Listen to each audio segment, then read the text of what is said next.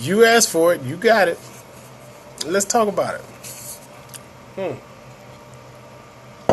This is relationship based.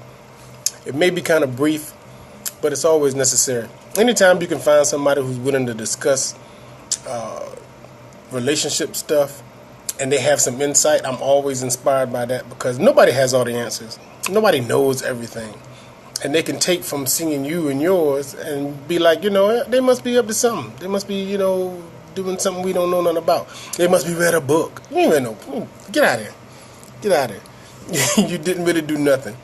At some point in time in a real relationship, if you decide that you're going to stick and stay, you start to give in a little more, give in a little more, give in a little more to that person, give in a little more to the relationship, because your fights don't seem nearly as necessary. It's not worth it to go that extra mile to make your point, if it's going to hurt the other person's feeling or get more personal than it needs to be. And you fight on the side of the relationship instead of fighting on your own personal side. It's not supposed to be your personal side anyway, especially when you get to certain levels of commitment. You don't do that anymore. You used to, because you stood for yourself. You wasn't about to back down. You wasn't about to let nobody take advantage of you. You wasn't going to do something you normally wouldn't do. You wasn't going to go see some shit you normally wouldn't watch. I'm going to do what I want to do and what I like to do, period. Okay, well, at the relationship house, you check that at the door. You put that somewhere outside before you even walk across that threshold. Otherwise, you're not ready. So, yeah, you do start to find yourself doing things. And when you're by yourself, value your alone time, because that's when you get to rationalize it in your mind. Like, I didn't even want to go see that fucking movie, man. That shit was stupid. But what has she done that you wanted to do that she didn't want to do? What did you have her watch that you didn't want to watch? Where did you go that she probably didn't want to go and she went? And that's going to happen so many times. And when you finally get to an argument point, you're like, damn, everything was going so good. You know what happened? You wouldn't comply with her, or you wouldn't comply with him, and he like, now he want to get petty and bring the shit up like, I went to that damn movie, I went to your mama's house, I cooked them damn greens, because I'm used to giving in, and now I want you to do something and you won't give in. Now I have to bring up my resume of sacrifices. That's being so petty, man. Forget it. Forget about it. Forget about it. It's not even worth the fight unless you just want to do it. Now, if you just want to do it, make it up in your mind that you better have some kind of great makeup for that, because that's what's going to happen. You're not leaving. You're not going anywhere. You're going to think about cheating, and you're not going to. You're going to think about doing something you could have got away with, and you're not going to, because you didn't do it when it was supposed to, or when you were supposed to.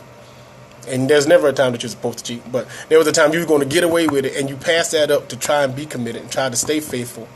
You can't go back and do that now, even though that's what you're going to think. I'm telling you some insider. I'm not bullshitting.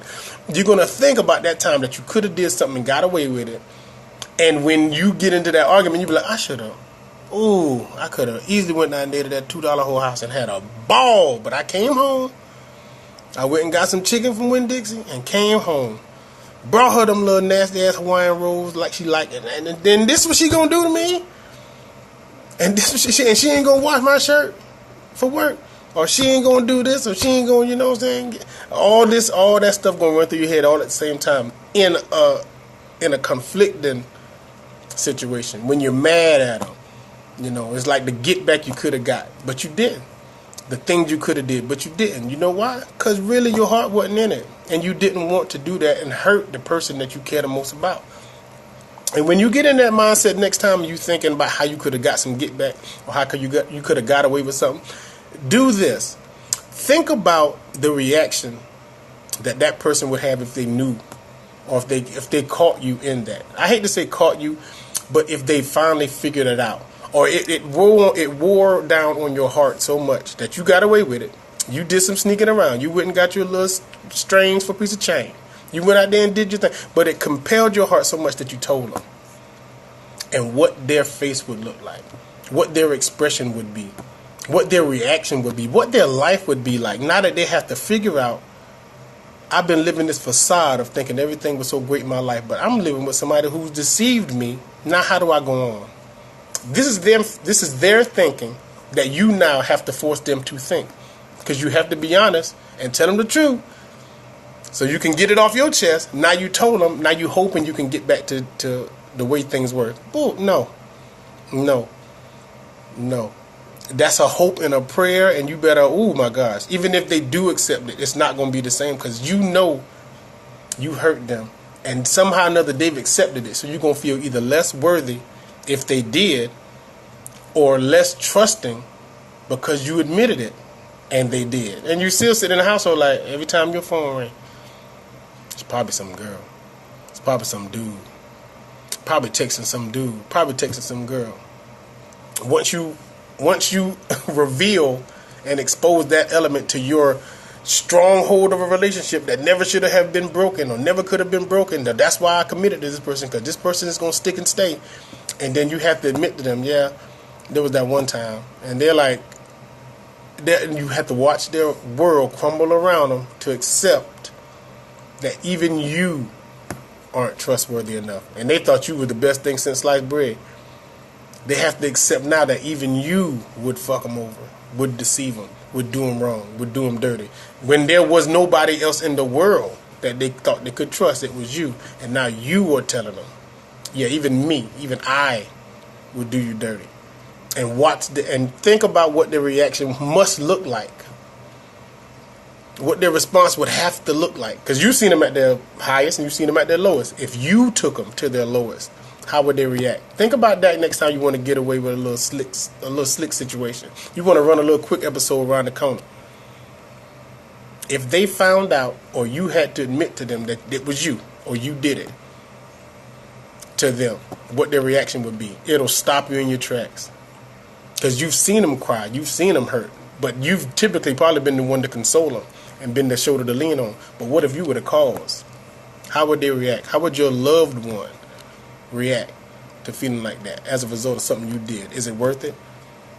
Could you see them that hurt and you couldn't touch them because they don't want you to touch them? Hell, you caused it.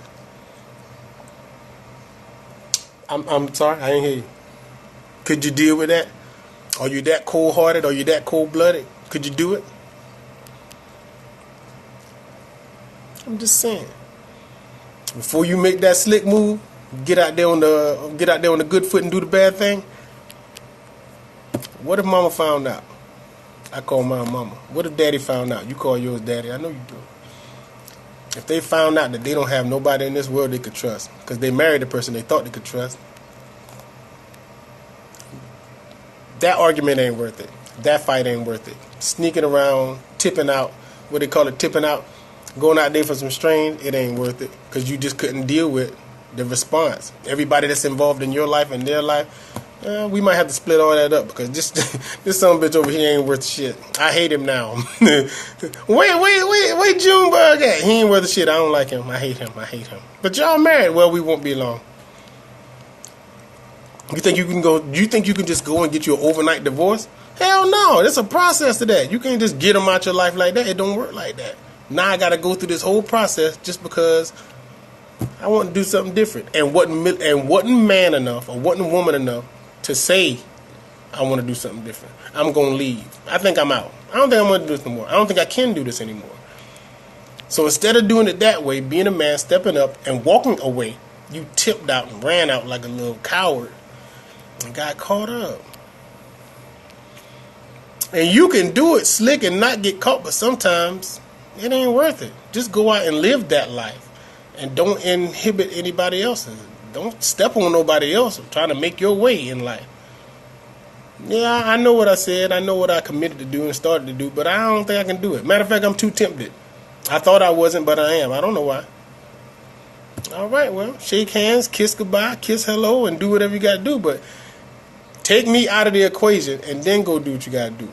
If you think about how hurting somebody would be worse if you got caught instead of just walking away, being a man about it, and them not understanding why, but at least it didn't happen to them while you were still in it. And them thinking it was worth it, because you're not, and it's not. Little food for thought, little relationship tidbits. I'm talking to the Coco baby over there. She talking about some things, I'm talking about some things, and it started to compel me. Like, you know what? Some guys don't know. Some girls don't know. You're giving in to the relationship. You're giving in to that person because they would typically do it for you. They're the person that goes out and get that thing that they forgot from the grocery store just because you asked for it or just because you wanted it. Nah, baby, I go get it. Oh, well, I ain't got no onion. I just came from the store, but I go get it. Oh, I really like that thing. Well, I go get it. Or I go do it. Or I go fix it. I go take care of it. You do all of that because that's the person you would do that for. And when you need, for the most part, not all the time, for the most part, they're the ones that do it for you. So it's like a give and take. Relationship is give and take. But when you start reneging on your end and you don't come with the goods and you don't break bread and put down, then that's when them arguments happen. Like, no, you said you were gonna do. You said you were gonna rub my back. Just like that time I rubbed yours. You remember that time I rubbed yours? Man, girls can't get no damn massage. Man, I got about 237 credits for massages that my wife ain't never made good on. And I rub her nasty back in a heartbeat. And I don't know nothing about massage. I say I do. I put the baby on everything. I rub it up, put the candle. I don't know what the hell I be doing. She like it, I do it. That's all there is to it. If I tell her, babe, something wrong with my neck right there, you need to go to one of them little Chinese ladies. Bitch, you Chinese. You do it. You do it. I think up here. I say that up here. I don't say that out loud. You do it. I ain't no physical therapist, but I rubbed your doggone foot till you down with the sleep. I rubbed your neck like I knew what I was doing. I got strong hands. So I'm thinking, you know what I'm saying? If she liking it, I'm doing it. Not a problem. And if she do it, she gonna be like, my hand tied. That good? You good? You straight? You know what? Leave me the hell alone. Get your hand on me. Get your damn hand on me. Get your damn hand on me. But that's my advantage point. I can do that for her. So I just put it as a credit to things that I can do that she like, or things that I do that I'm able to do. She can't give that favor in return, but what she does do in return, only I know whether or not it's worth it. Only I can say if it's worth it, that I can do this and you can do that, and that complements one another, we keep on moving. If I feel I ain't getting what I'm supposed to get from her, or she can't do it, then I got to talk to her. I can't make a move outside of that to try to fix it. I got to come to her with it. I don't give a shit how ugly it get. I don't give a damn how mad she get. Be straight up, be honest, and talk. Talk. It's worth that argument because that fight is for the future. There is no future if you don't. Otherwise, it's just something always lingering in the background, always the elephant in the room, never getting resolved, never getting fixed. Eventually, that should eat up the good times, the enjoyable times, the fun times. Those little things creep in there, man. They do, and destroy what could be a fruitful type situation later on down the line. Listen to me. I know what the hell I'm talking about. Hell, I've been married 6, 7. I'm bullshitting. Not at all. Nothing like that. Nothing remotely like that. 2 marriages. Well, 1 marriage, and this is a real one. This is a real one. A lot of the growing pains and the bumps of not knowing how to be in a relationship might have caused the first one, but God don't make mistakes. So what I didn't have and who I wasn't and who I probably should have been is who I am in this one. And, any mistakes I made before, anything that was my fault was my fault. Man up, own up, and move on. You know what I'm saying? I'm not living a regretful life now, so I can't live with a whole lot of regret. And there's a lot at stake in this relationship, a lot of people's lives in this relationship. I'm committed to them just as much as I'm committed to her, so I feel the pressures of that all the time, but I'm a boss. I'm a boss. You don't get to be a boss without taking a loss. Everybody knows that. And I done took my L. Now bring it on. Each and every last one of you, bring it on. If you think you can come knock mine, come get it. Come try. Come get it and come try. Strong over here. Strong over here. Your relationship, you should be equally as strong. So we're in a fight for them, but not to keep them. You don't fight to keep no fucking body. You fight for them in protection of them. You don't fight to keep them. You want to leave, go ahead and leave. I ain't got no problem with that. You think you can do better? By all means. They laying grass all over the place. Go see if you can find some greener grass, and good luck with that. But I don't go backwards either. So what's done is done. Good luck with that. So give yourself the benefit of the doubt to the person that's worth the benefit of the doubt. I'm going to listen to your story, but I ain't going to listen too many times to the same story from the same person, because now that's all you're giving me is stories. I shouldn't have to believe things you're telling me. I should be able to see and know them. I should be able to see them and know them. If you got to keep telling me what the truth is, this probably ain't going to work out, baby. This probably ain't going to work out. You off the chain, but you on the right track on the wrong train going the wrong way. So, we probably should just part this way. We can't compliment one another. Give the person in your life the benefit of the doubt. And only you will know whether or not the things you accept and take are worth you giving to them as much as you do. And if it is, suck it up. Suck it up. Don't complain so much. Don't complain so much. The big deals are only as big as you make them. The small deals can be big deals if you let them. So take that tidbit of information, apply it, use it today, April the 4th, 2019. I'm dropping this tidbit on you. Let me know how it worked out. Leave your messages in the comments at the bottom. The next broadcast will be on YouTube. You should have already subscribed to YouTube. You should have already pressed the notification button so we can go live and talk about if you believe what I'm saying is right, what you think I'm saying is wrong, or you don't know what the hell you're talking about, and you need to listen to the next broadcast so we can help you get a little further in your own life and relationship.